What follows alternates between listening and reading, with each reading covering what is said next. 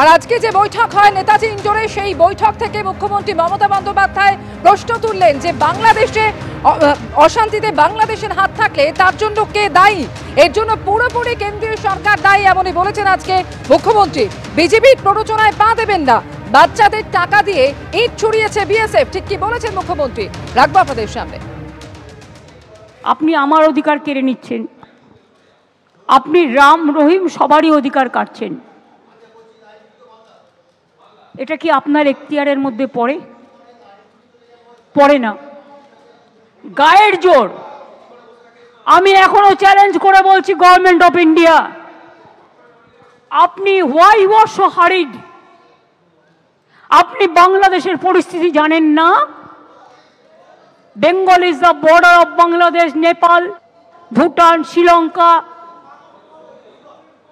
আপনি ইউনুসের সাথে গোপন মিটিং করুন, চুক্তি করুন, দেশের ভালো হলে খুশি হব। কিন্তু আপনার প্ল্যানটা কি? আপনাদের প্ল্যানিংটা কি? কোন এজেন্সির মাধ্যমে ওখান থেকে লোক নিয়ে এসে দাঙ্গা করা? কালকে আমি একটা এএনআই টুইট দেখলাম, হোম মিনিস্ট্রি সোর্সকে কোট করে বলেছে এইরকম করেই ওরা দেয়। তাকে আমি দোষ দিচ্ছি না।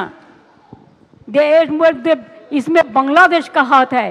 अगर हाथ है तो इसको जमींदारी तो सेंट्रल गवर्नमेंट का है कि बीएसएफ बॉर्डर संभालते हैं, हम नहीं संभालते हैं। ये अधिकार हमारा पास नहीं है। स्टेट गवर्नमेंट का पास बॉर्डर संभालने का अधिकार नहीं है। तो आपने क्यों अलाउ किया? क्यों अलाउ किया? क्यों बीजेपी का बाहर से आदमी आके आप गड़बड़ करके भाग गया? कोई फेद आपको देना पड़ेगा। और आमी किन्तु खुजे बेर करबो बॉर्डर एरियाय बीएसएफ काके काके हाथ करेছে এবং কিছু বাচ্চা ছেলেকে ৫,০০০-৬,০০০ টাকার বিনিময়ে ইট ছুড়িয়েছে।